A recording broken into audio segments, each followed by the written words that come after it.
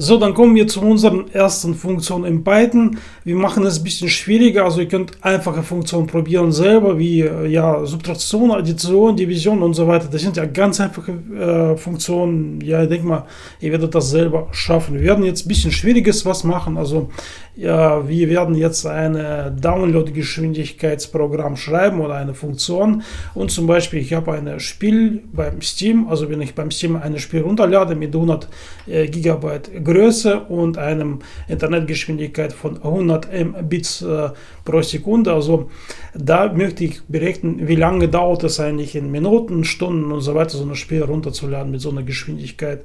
Und hier ist ja auch schon die ganzen Formeln, also Umrechnungen. Ein Byte sind 8 Bit, ein Gigabyte sind 1024 Megabyte, und das müssen wir dann auch alles berechnen in unserer Funktion. Los geht's. Als erstes natürlich definieren wir unsere Funktion mit def, dann Funktionsname erstellen, zum Beispiel Download Geschwindigkeit, Download Geschwindigkeitsberechnung. Wir können ja so schreiben, unsere Funktionsname. Dann kommen in diese runde Klammer dann zwei Parameter. Das erste Parameter ist ja Spielgröße, und das würde ich einfach so schreiben, GB, Gigabyte. So, GB, Gigabyte, dann Komma, und dann kommt der zweite Parameter. Und dieser zweite Parameter ist ja Geschwindigkeit von unserem Internet. Da würde ich einfach mal so nehmen, Mbits, also Megabits pro Sekunde. So, dann kommt diese ja doppelte Punkt und jetzt Enter, und jetzt kommen wir in diesen Funktionskörper von unseren Funktionen. Als erstes würde ich einfach so eine kleine Info schreiben. Man kann für jede Funktion so eine kleine Info erstellen mit dreifachen Anführungszeichen, und hier einfach mal Berechnung von Download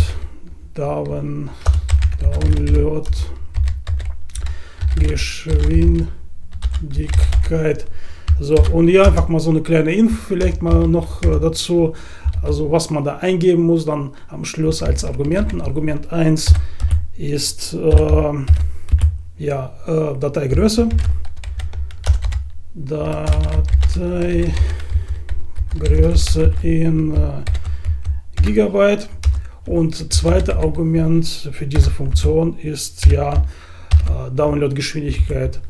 So, schreiben einfach so Internetgeschwindigkeit in Bits pro Sekunde.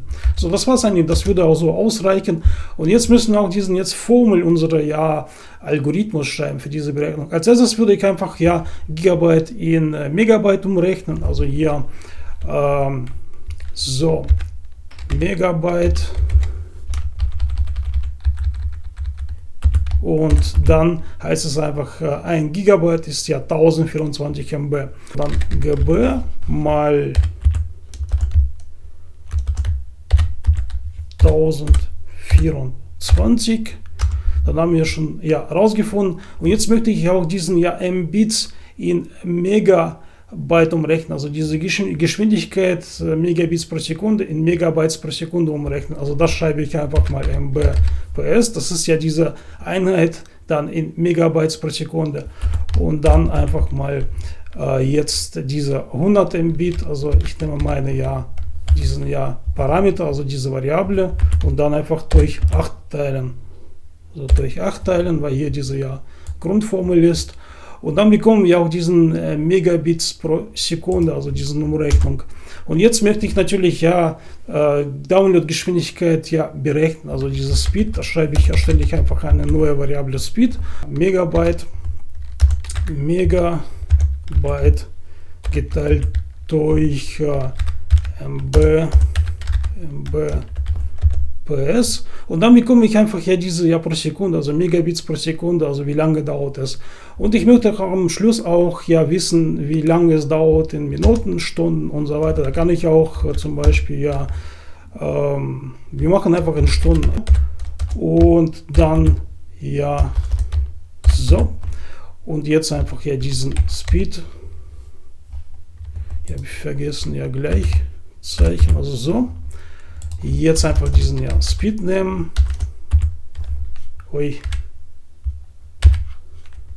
So, Speed teilen durch 60. Damit kommt man auch raus, wie lange dauert es in Minuten. Kann ich auch nochmal durch 60 teilen, damit komme ich auch diesen Wert dann in Stunden. Moment lassen hier Stunden. Dann weiß ich genau, das ist ja schon Umrechnung in Stunden. So, das war es eigentlich mit dieser Funktion. Am Schluss müssen wir diesen Wert jetzt auch zurückgeben. Das heißt, wir haben ja schon Endberechnungen gemacht und jetzt kommt Return und jetzt einfach mal hier Stunden eingeben. So, und dann funktioniert unsere Funktion, die ist ja vollständig fertig, bereit. Wir können ja noch am Schluss jetzt einfach mal aufrufen unsere Informationen von unserer Funktion mit Print.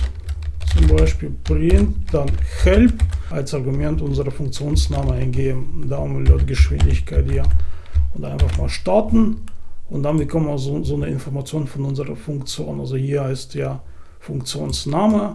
Und dann kommt ja auch hier kleine Beschreibung, was da eingegeben muss beim Argumenten.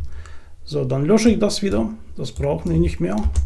Funktion ausführen. Also wir können die ganz normale ausführen mit Print und dann diese Funktionsname hier aufrufen und dann hier in Argumenten eintragen. Zum Beispiel 100 GB Spielgröße und 100 Mbit Geschwindigkeit. So, und dann bekommen wir so einen Wert.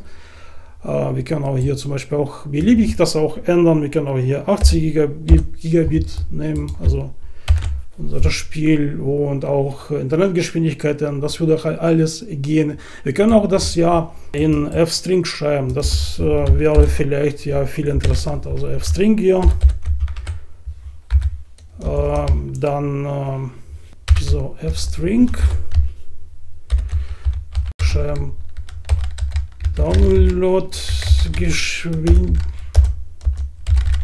Geschwindigkeit. Oh mein Gott, was habe ich hier geschrieben? Download-Geschwindigkeit, hier Berechnung. Schreibe ich einfach Berechnung von Download-Geschwindigkeit abgekürzt. Funktion dann aufrufen, also diese Download-Funktion nochmal und hier einfach Parameter eingeben. So, zum Beispiel 80 GB Größe und dann einfach 100 Mbit. Oder wir nehmen einfach 150 oder 250. So eine Standard eigentlich heutzutage. Mal starten und dann hier noch vielleicht in Stunden. So, starten nochmal. Und ich möchte es natürlich, ich möchte es ein bisschen runden. Man kann mit F-String diesen Wert aufrunden, also mit Doppelpunkt, dann Punkt, dann 2F zum Beispiel, 2 Stellen und dann nochmal starten und dann sieht das so aus. Also unsere Funktion ist vollständig fertig. Also wenn euch dieses Video gefallen hat, auf jeden Fall nicht vergessen, mich zu unterstützen mit einem Like und Abo. Schreibt vielleicht kleine Feedback, was hat euch an diesem Programm gefallen. Baut es selber noch mal nach. So, das war es eigentlich mit diesem kleinen Beispiel und wir sehen uns dann im nächsten Video über Python.